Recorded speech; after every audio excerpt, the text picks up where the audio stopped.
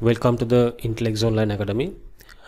අපගේ ආයතන ඔබ සම සාදරයෙන් පිළිගන්න අතර ඔයගොල්ලන් අද රැඳී සිටින්නේ මේ ඔන්ලයින් ඇකඩමි එක හරහා පවත්වනු ලබන නොමිලේ පවත්වනු ලබන ග්‍රැෆික් ඩිසයිනින් කෝස් එක හැදෑරීමේ අරමුණින්.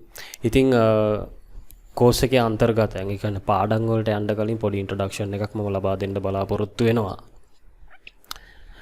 මේ කෝස් එක මොන වගේ කට්ටියටද සුදුසු කාටද කරන්න පුළුවන් සහ මෙම කෝස් එක හරහා මොකක්ද ඉගෙන ගන්න යන්නේ පිළිබඳව කෙටි හැඳින්වීමක් ලබා දෙන්න මම බලාපොරොත්තු වෙනවා. එතකොට මේ ඉන්ට්‍රොඩක්ෂන් එකෙන් පස්සේ ඔයගලන්ට ඩිසයිඩ් කරන්න පුළුවන් මේ කෝස් එක ඔයගලන්ට කොතෙක් දුරට ගැලපෙනවද, ඔයගලන්ගේ ස්කිල් එකට මේක සම්බන්ධද නැත්නම් ඔයගලන් බලාපොරොත්තු වෙන මේ වෘත්තිමය පැත්තට මේ කෝස් එක කොතරම් දුරට සාධාරණව ගැලපෙනවද කියන එක තීරණය අරගෙන මේ කෝස් එක ෆලෝ කරනවද නැද්ද කියන එක ඔයගලන්ට තීරණයකට එන්න පුළුවන්. හරිද? එතකොට මේ ඉන්ට්‍රොඩක්ෂන් එකට යන්න කලින් මම ගැන පොඩි කෙටි හැඳින්වීමක් ලබා දුන්නොත් මගේ නම ෆර්සාද් ෆරීද් උපත ලැබුවේ ලංකාවේ තමයි. නැත්නම් ඉතින් මෙච්චර හොඳට සිංහල කතා කරන්න බෑනේ නේද? සහ ක්වොලිෆිකේෂන්ස් ටික බැලුවොත් multimedia graphic designing and advertising කියන ෆීල්ඩ් එකේ තමයි මම ක්වොලිෆයිඩ් වෙලා ඉන්නේ. ඔකියුපේෂන්ස් ටික ගත්තොත් මගේ වෘත්තිමය පැත්ත ගත්තොත් මම ෆ්‍රීලාන්සර් ග්‍රැෆික් ඩිසයිනර් කෙනෙක් විදිහට කටයුතු කරනවා, YouTuber කෙනෙක් විදිහට කටයුතු කරනවා. මට YouTube නාලිකා දෙකක් තියෙනවා. සහ මම udemy.com කියන වෙබ්සයිට් එකේ IT related lectures කරනවා. and මට පොඩි බිස්නස් එකකුත් තියෙනවා iTech Creative Solutions කියලා. ඉතින් මේ බිස්නස් එක හරහා පවා මම ක්‍රියේටිව් සර්විස් ඒ කියන්නේ ග්‍රැෆික් ඩිසයින් සේවාව තමයි සපයන්නේ. ඉතින් මේක තමයි මගේ බෑග්ග්‍රවුන්ඩ් එක. එහෙමනම් අපි බලමු කෝස් කන්ටෙන්ට් එකට යන්න. මොනවද මේ කෝස් එක ඉගෙන ගන්න සහ කාටද මේ කෝස් එක සුදුසුයි කියන එක පොඩි කෙටි හැඳින්වීමක් මම ලබා දෙන්නම්. එතකොට මම කියනවා this course is not only about designing. මේ කෝස් එකෙන් මේ logo එකක් ඩිසයින් කරන විදියවත් leaflet එකක්, flyer එකක්, post එකක්, handbill එකක් ඩිසයින් කරන විදිය පමණක් නොවේ. මේ කෝස් එකේ යටතේ ඒක අන්තර්ගත වුණාට ඒ ඩිසයිනින් සයිඩ් එක අන්තර්ගත වුණාට ඉන් එහාට යම් කිසි දෙයක් මෙම කෝස් එක හරහා ඔයගලන්ට ලබා දෙන්න දැනුම ෂෙයා කරන්න බලාපොරොත්තු වෙනවා. එතකොට මොනවද ඒ කියන එක බලමු. දෙවෙනි පොයින්ට් එකේ මම කියලා තියෙනවා lessons are covered through real world design projects to develop your skills to work in on a graphic design agency or as a freelancer. එතකොට මේ කෝස් එකේ ප්‍රධාන අරමුණක් තමයි දැන් ඉතින් ඔයගොල්ලන් යම්කිසි ආයතනයකට ජොයින් වුණා කියනකොට ග්‍රැෆික් ඩිසයිනර් කෙනෙක් විදිහට සේවයේ නිරත වෙන්න. රයිට්. නැත්නම් ඔයගොල්ලන් ෆ්‍රීලාන්සර් කෙනෙක් විදිහට වැඩේ පටන් ගන්න යන්නේ හිතාගෙන ඉන්නේ. එතකොට යම්කිසි ආයතනයකට ජොයින් වුණා හෝ ෆ්‍රීලාන්සර් කෙනෙක් හැටියට වැඩේ පටන් ගන්නවා හෝ වේවා. ඒකට අවශ්‍ය මූලික පසුබිම සකස් කරලා දෙන එක. ප්‍රොෆෙෂනල් ඩිසයිනර් කෙනෙක් විදිහට කටයුතු කරන්න අවශ්‍ය ඒ පසුබිම සකස් කරලා දෙන එක තමයි මේ කෝස් එකේ ප්‍රධාන ඔබ්ජෙක්ටිව් එක, පරමාර්ථය. එතකොට ඒ යටතේ ඔයගොල්ලන් ගොඩක් දේවල් ඉගෙන ගන්නවා, මේ ට්‍රබල් ෂූට් වැනි දේවල් ඉගෙන ගන්නවා. එතකොට සාමාන්‍ය මේ ෆීල්ඩ් එකේ වැඩ කරන්න යද්දී ඔයගොල්ලන්ට මූණ දෙන්න සිද්ධ වෙන ගැටලු වලට කොහොමද ෆේස් කරන්නේ? රයිට්. ඔයගලන්ට හම්බෙන මේ ඔයගලන් ෆේස් කරන මේ ගැටලු කොහොමද निराකරණය කරන ගමන් මේ ෆීල්ඩ් එකේ හොඳ සර්විස් එකක් ලබා දෙන්නේ කියන එක පිළිබඳව අවබෝධයක් මෙම කෝස් එක හරහා ලබා දෙන්න අපි උත්සාහ කරනවා. ඊට අමතරව කලර් තියරිස් අපි ගොඩක් වෙලාවට ඉගෙන ගන්නවා. සාමාන්‍යයෙන් ඩිසයින් එකක් ගත්තොත් ඒ ඩිසයින් එක කරද්දී print එකේදී cost එක අඩු වෙන විදිහට කොහොමද colors decide කරන්නේ, ඒ කියන්නේ colors කොහොමද තීරණය කරන්නේ, ඒ වගේ ගොඩක් දේවල් සාමාන්‍යයෙන් client ගේ requirement එකට අනුව, client ගේ business nature එකට අනුව, ව්‍යාපාරයේ ස්වභාවයට අනුව design එකට කොහොමද colors apply කරන්නේ, ඊට පස්සේ මොකද්ද මේ process color, spot color කියලා කියන්නේ. මේ වගේ ගොඩාක් මේ color theories පිළිබඳව ලොකු දැනුමක් මෙම කෝස් එක හරහා ලබා දෙනවා. මොකද මේ කලර් තියරිස් ගැන දැනන් සිටීම ග්‍රැෆික් ඩිසයිනර් කෙනෙකුගේ මූලික දෙයක්. ඒ කියන්නේ ක්වොලිටි එකක්. ඉතින් මේ පිළිබඳව ලොකු දැනුමක් අපි ලබා දෙනවා. සහ handling bias.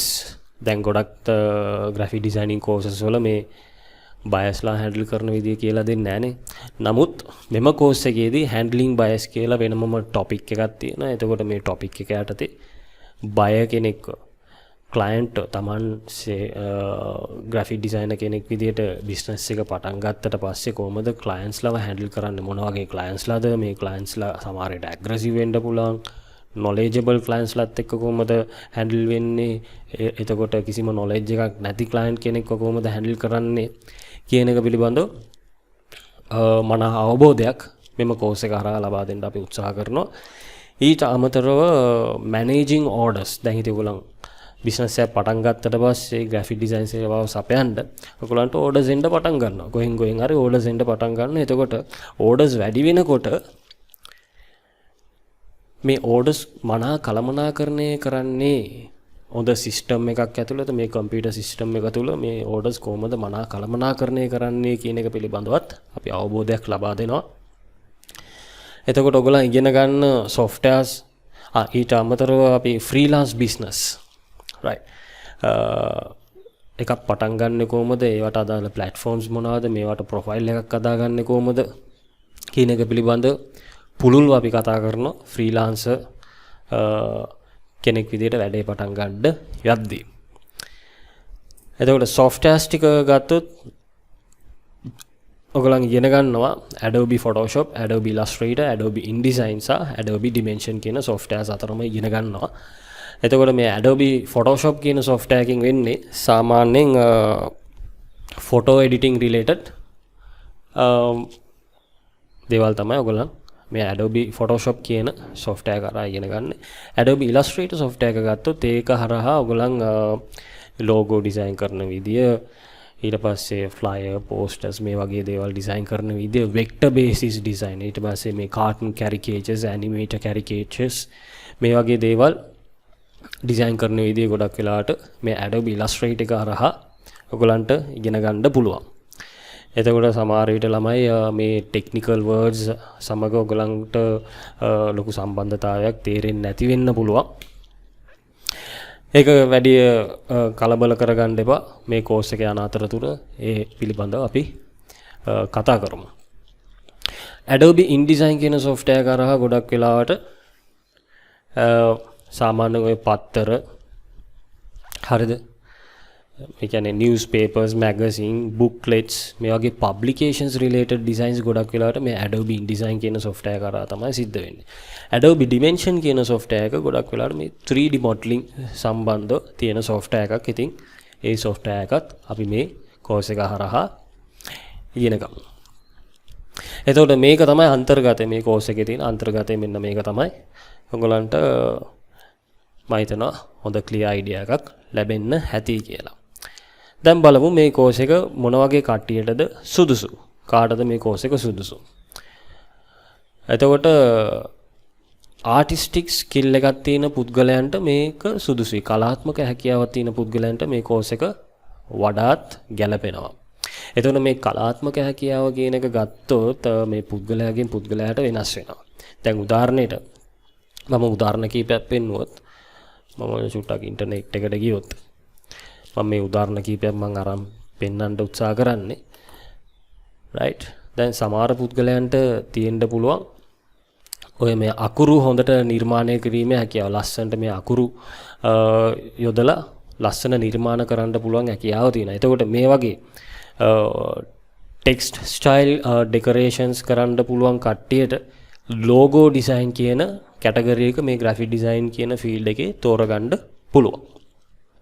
එතකොට ඔයගලන්ට මේ තිරේ දිස් වෙන්නේ මේ logo designs වලට අදාළ examples කීපයක්. එතකොට මේ හොඳට අකුරු නිර්මාණය කරන්න පුළුවන් අයට logo design කියන එක කැටගරි එක තෝරගෙන ඒ පැත්තෙන් ඒගොල්ලන්ගේ skill එක develop කරගෙන යන්න පුළුවන්.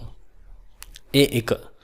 තව කට්ටියක් ඉන්නවා caricature drawing වලට පුදුම දක්ෂතාවයක් දක්වන කට්ටියක් ඉන්න පුළුවන්. එතකොට මේ තිරේ දිස් වෙන්නේ මේ caricature designs වලට අදාළ examples ටිකක්. එතකොට ඔයගොල්ලන් දන්නා ඇති ඔය පත්තරවලේම ඔයගොල්ලන් දකිනවා ඇතිනේ මේ වගේ designs ගොඩක් වෙලාවට තියෙනවා.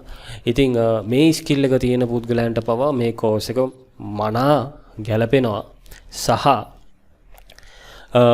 ඊටමුකෝ ඔයගොල්ලන්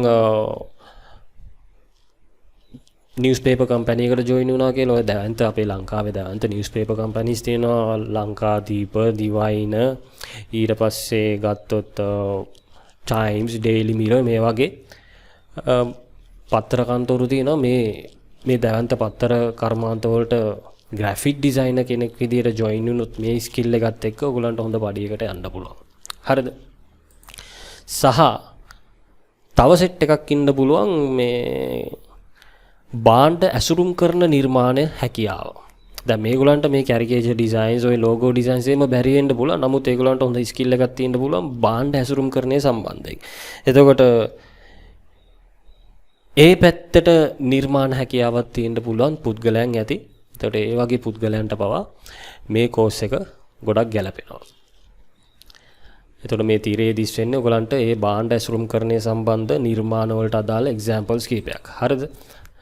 තව සෙට් එකක් ඉන්නවා මාකටිං මැටීරියල් ඩිසයින් කරන්න පුළුවන් කට්ටිය. මොකක්ද කිව්වොත් අර ලීෆ්ලෙට්, පෝස්ටර්ස්, බැනර්ස්, හරිද? විසිටිංగ్ කාඩ්ස් මේ වගේ දේවල් නිර්මාණය කරන්න පුළුවන් කට්ටියක් ඉන්නවා. එතකොට ඒ වගේ අයටත් මේ කෝස් එක ගොඩක් ගැලපෙනවා. තව සෙට් එකක් ඉන්නවා ඉන්ෆෝග්‍රැෆික්ස් ක්‍රියේට් කරන්න පුළුවන් කට්ටිය. ගොඩක් වෙලාවට ඔය බිස්නස් කරන කට්ටිය ඔය බිස්නස් ප්‍රසන්ටේෂන්ස් කරන්නේම ගොඩක් වෙලාවට යූස් කරන්නේ මේ ඉන්ෆෝග්‍රැෆික්ස් තමයි. එතකොට සාමාන්‍යයෙන් PowerPoint එකට වඩා ඔයගලන්ට පුළුල් ලෙස සමහර ඉන්ෆෝග්‍රැෆික්ස් මේ ග්‍රැෆික් සොෆ්ට්වෙයාර් හරහා කරන්න අවස්ථාව ලැබෙනවා. ඒකට ඉඩ සැලසෙනවා. ඉතින් ඉන්ෆෝග්‍රැෆික්ස් ස්කිල් එක තියෙන කට්ටියටත් මේ කෝස් එක මනා වැදගත්. හරිද? මෙතනදී මම පෙන්න්නේ උදාහරණ කීපයක් පමණයි. තව උදාහරණ පෙන්නගෙන යන්න පුළුවන්. එතකොට දැන් ඔයගලන්ට මෙතනදී පොඩි ගැටලුවක් ඇති වෙන ඇති මේ වගේ ඩිසයින්ස් මට කරන්න පුළුවන්ද? මේ වගේ ස්කිල් එකක් මට තියෙනවද කියන එක පිළිබඳව ඔයගලන්ට පොඩි ගැටලුවක් ඇති වෙන්න පුළුවන්. ඔයගලන්ට හිතෙන්න පුළුවන්. හැබැයි මේම දෙයක් තියෙනවා. දැන් සමහර දේවල් අපි යනවනේ කිසිම අයිඩියා එකක් නැතුව තමයි අපි ඉගෙන ගන්න යන්නේ. හැබැයි ඉගෙනගෙන යන අතරතුර අපේ මේ සංගවුණු දක්ෂතා එළියට එන්න මතුවෙන්න පටන් ගන්නවා. ඉතින් මේ කෝස් එකත් ඔයගලන්ට කරලම තමයි බලන්න වෙන්නේ. ඔයගලන් තුල මොන වගේ ස්කිල් එකක්ද තියෙන්නේ, ඒක කොහොමද ඩෙවලොප් කරගන්නේ, මේක ගැලපෙනවද නැද්ද කියන එක සාමාන්‍යයෙන් කෝස් එක චුට්ටක් ෆලෝ කරලා බලලා තමයි ඔයගලන්ට තීරණයකට එන්න වෙන්නේ සමහර විට. හරිද? ඔයගලන්ට ඒ වගේ ප්‍රශ්නයක් තියෙනවා නම් මේක මට ගැලපෙනවද නැද්ද කියන එක, මේ වගේ ස්කිල් එකක් මට තියෙනවද නැද්ද කියන එක ඔයගලන්ට අයිඩෙන්ටිෆයි කරගන්න, රෙකග්නයිස් කරගන්න, ඔයගලන්ගේ ස්කිල් එක රෙකග්නයිස් කරගන්න ඉතින් චුට්ටක් මේක ෆලෝ කරලා බැලුවට කමක්කුත් නැහැ. anyway, එතකොට මේ පෙන්වුවේ මේ ඩිසයින් ස්කිල්ස් තියෙන කට්ටියට මේ කෝස් එක ගොඩක් වැදගත් කියන එක. එතකොට තව කට්ටියක් ඉන්නවා ඩිජිටල් මාකටර්ස්. ඩිජිටල් මාකටිං කරන කට්ටිය ඉන්න ගොඩක් වෙලාවට මේක ගොඩක්ම සුදුසු වෙනවා. මොකද ෆ්‍රීලාන්ස් ඩිජිටල් මාකටිං කරන කට්ටියක් ඉන්නවානේ. ඉතින් ඒ වගේ කට්ටියටත් මේ කෝස් එක ෆලෝ කරන්න පුළුවන්. හරිද? එතකොට ඒගොල්ලන්ගේ ඩිජිටල් මාකටිංස් වලට අවශ්‍ය ඒ FB බැනර්ස්, පෝස්ටර්ස්, Instagram ඩිසයින්ස් මේ වගේ දේවල් කරන්න පුළුවන් වෙනවා මේ සොෆ්ට්වෙයාර්ස් ටික ඉගෙන ගත්තට පස්සේ. තව කට්ටියක් ඉන්නවා ෆොටෝග්‍රාෆර්ස්. සාමාන්‍යයෙන් ෆොටෝග්‍රැෆි කෙනෙක් විදියට ෆොටෝග්‍රැෆික්ස් උගන්වලා දෙන ඉන්ස්ටිටියුෂන් එකකට ජොයින් වුණාට පස්සේ ඒ ඇකඩමි එක හරහා Adobe Photoshop කියන software එක මුල සිට අග දක්වා සම්පූර්ණයෙන්ම කියලා දෙනවා. මේ ෆොටෝග්‍රැෆි කියන සබ්ජෙක්ට් එක යටතේ. එතකොට Adobe Photoshop කියන software එක මෙම graphic designing course එකටත් include වෙලා තියෙනවා. එතකොට photographers ලැටියට ඒගොල්ලන්ටත් මේ course එක follow කරන්න පුළුවන්. තව කට්ටියක් ඉන්නවා freelance teachers. ඔය tuitions පන්ති පෞද්ගලික tuitions class නඩත්තු කරගෙන ඉන්න ගුරුවරුන්ටත් මෙම course එක මනාව වැදගත් කියලා මම හිතනවා. එතකොට ඒගොල්ලන්ගේ ටියුෂන් පන්ති වලට අදාළ වන ප්‍රොමෝෂනල් ඩිසයින්ස්, පොඩි ප්‍රොමෝෂනල් ඩිසයින්ස් ඒගොල්ලන් විසින්ම ඒ ටීචර්ස්ලාටම ඒගොල්ලන්ගේ අතින් නිර්මාණය කරන්න පුළුවන්. ඒගොල්ලන්ගේ කන්සෙප්ට් එකට අනුව ඒගොල්ලන්ගේ ඒ අයගේ ඩිසයින් ස්කිල් එකක් තියෙනවා නම් ඒක ඇප්ලයි කරලා ඩිසයින්ස් කරන්න පුළුවන්. තව කට්ටියක් ඉන්නවා නොලෙජ් සීකර්ස්ලා. ඒ කියන්නේ දැනුම පස්සෙන් හඹා යන කට්ටියක් ඉන්නවනේ. ඉතින් මේ වගේ අයටත් මේ කෝස් එක මේ IT related course එක digital world එකත් එක්ක සම්බන්ධ වෙලා තියෙන course එකක්. ඉතින් digital පැත්තට යොමු වෙන්න කැමති කට්ටියට knowledge seekersලට මේ course එකට enter වන්න පුළුවන්. හරිද? මම හිතන්නේ එච්චරයි. කාටද සුදුසුයි කියන තැන හිටියොත් ඊට අමතරව ඔය පොඩි printing shops පාත්තාගෙන යන කට්ටියට සමහර විට ඒගොල්ලනුත් මේ කෝස් එක හැදෑරුවොත් ග්‍රැෆික් ඩිසයිනර් කෙනෙක් නොමැති අවස්ථාවකදී සමහර වැඩ කටයුතු ඩිසයිනින් රිලේටඩ් වැඩ කටයුතු ඒගොල්ලන්ට මැනේජ් කරගන්න පුළුවන් වෙනවා. ඒ printing shop owners-ලා ඉන්නවා නම් ඒගොල්ලන්ටත් මේ කෝස් එක සුදුසුයි.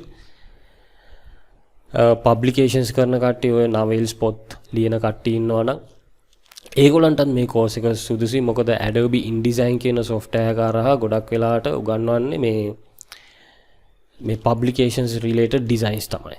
එතකොට එහෙම novels පොත් ලියන කට්ටිය ඉන්නවා නම් ඒගොල්ලන්ට පවා මේ software එක ඉගෙන ගත්තොත් ඒගොල්ලන්ගේ novel එකක් කෙලින්ම මේ software එක use කරලා design කරලා කෙලින්ම printing shop එකට දෙන එක විතරයි තියෙන්නේ. designer කෙනෙක් පස්සේ හඹා යන්න අවශ්‍යතාවයක් නැහැ. ඉතින්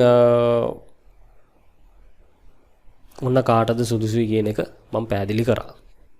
එතකොට මේ course එක ගත්තොත් less than 24 hours videos වලින් cover වෙනවා.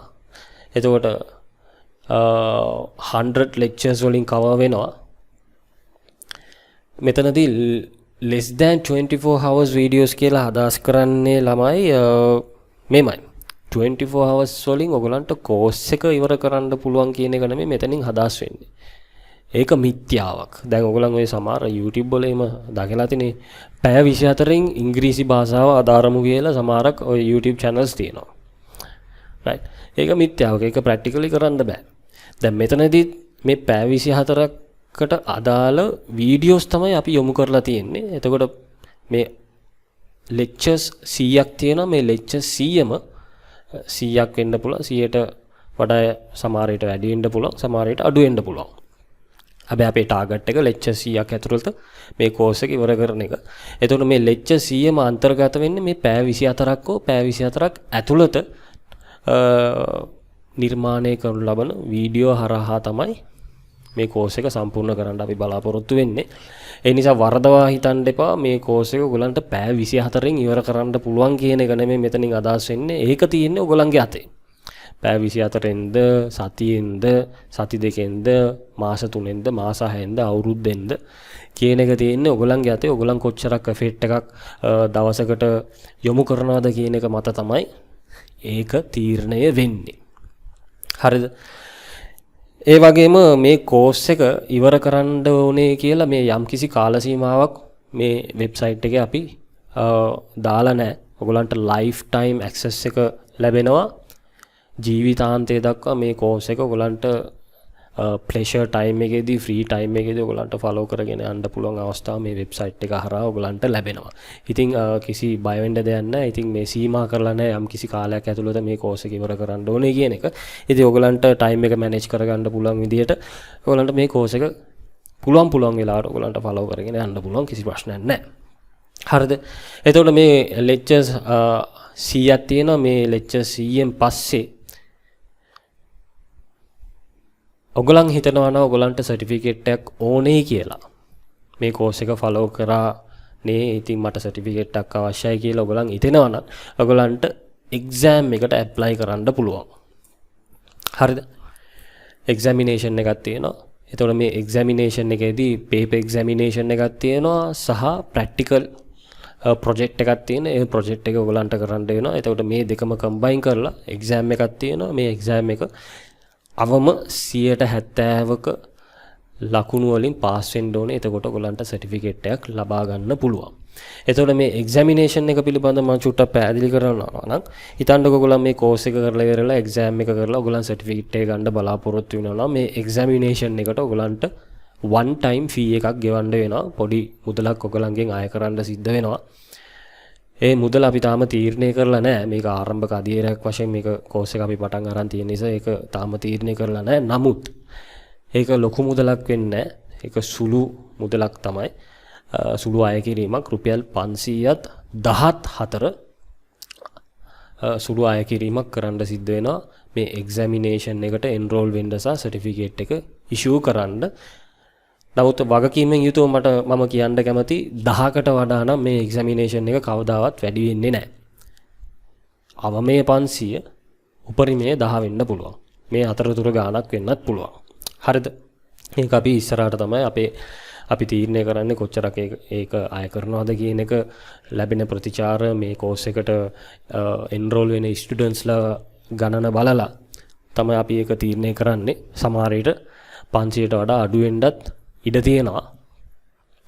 මොකද මේ ඔන්ලයින් ඇකඩමි එකේ පරමාර්ථය ඇවිල්ලා සමාජ සුබ සාධන වෙනුවෙන් සහනදායී මිලකට නැත්තම් නොමිලේ සමහර IT related courses ඉස්සරහට අපි spoken English related courses එම මේ වෙබ්සයිට් එක හරහා අපි සිදු කරන්න බලාපොරොත්තු වෙනවා. ඉතින් මේ ලොකු ගණන් වලට මේ වෙබ්සයිට් එක හරහා courses අපි කරන්න බලාපොරොත්තු වෙන්නේ නැහැ. ඒ නිසා මතකයේ තබා ගන්න examination එකට one time fee එකක් ඔයගලන්ට ගෙවන්න වෙනවා. දැන් ඉතින් මේ හිතමුකෝ දැන් ඔයගලන් තුල ප්‍රශ්නයක් ඇති වෙයි right exam එක කරනවා නම් one time fee එකක් exam එක පාස් වුනේ නැත්තම් exam එකට මම fee එකක් ගෙවන්න ඕනේද කියන පිළිබඳව ඔයගලන්ට පොඩි ප්‍රශ්නයක් ඇති වෙයි. ඇත්තටම මේක one time fee එකක්. එකපාර fee එක ගෙවුවට පස්සේ හිතන්නකෝ first attempt එකේදී ඔයගලන්ට exam එක සාර්ථක කරගන්න බැරි වුණා. 70% අවම ලකුණ ලබා ගන්න බැරි වුණා. second examination එකට ඔයගලන්ට apply කරන්න පුළුවන්. එහෙම apply කරද්දී ඔයගලන් මුදල් ගෙවන්න අවශ්‍ය නැහැ. right one time fee එකන්නේ පළවෙනි exam එකට ඔයගලන් fee එක ගෙවුවට පස්සේ එච්චරයි. second exam එක නෙමෙයි ඔයගලන් ඊට පස්සේ කරන හැම exam එකකටම attempt එකකටම අපි ආය කිරීම සිදු කරන්නේ නැහැ. ඒකත් මෙතනදී වගකීමෙන් යුතුව මම කියන්න කැමති. ඒ නිසා බය වෙන්න දෙයක් නැහැ. හරිද? මම හිතනවා එතකොට ඔයගලන්ට